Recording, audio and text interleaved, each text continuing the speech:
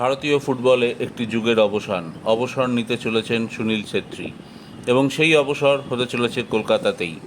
আগামী 6 জুন যুবভারতী স্টেডিয়ামে কুয়েতের বিরুদ্ধে বিশ্বকাপের যোগ্যতা অর্জন পর্বের ম্যাচ রয়েছে ভারতের।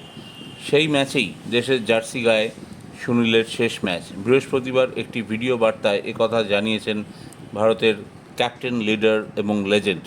বৃহস্পতিবার সকালে সমাজ মাধ্যমে একটি পোস্ট করেন সুনীল। তাতে তিনি বলেন, একটা দিন জীবনে কোনোদিন ভুলতে পারবো না, যেদিন দেশের জার্সি গায়ে প্রথমবার ভারতের হয়ে খেলতে নেমেছিলেন। অবিশ্বাস্য ছিল সেই অনুভূতি। সুখবিন্দর সিং ছিলেন কোচ, প্রতিপক্ষ ছিল পাকিস্তান। প্রথম ম্যাচেই ভারতের হয়ে গোল করি। তারপর আর সুযোগ পাবো কিনা জানতাম না, কিন্তু নিজের প্রতি সৎ থেকেছি, পরিশ্রম করেছি এবং সেই কারণেই এত দীর্ঘ সময় খেলে গিয়েছি।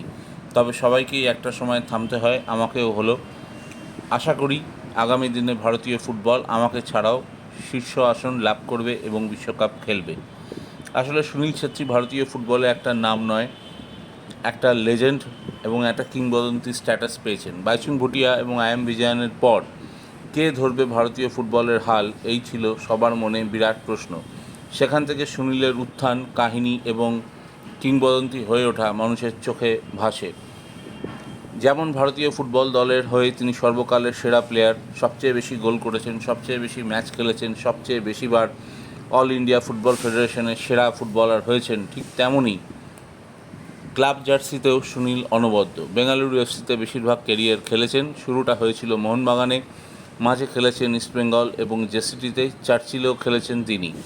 সুনীল ছেত্রীর ভারতীয় ফুটবলে অবদান কোনোদিন ভোলার নয়, কিন্তু ভারতীয় ফুটবল প্রেমীদের কাছে এটা একটা দুঃখের দিন।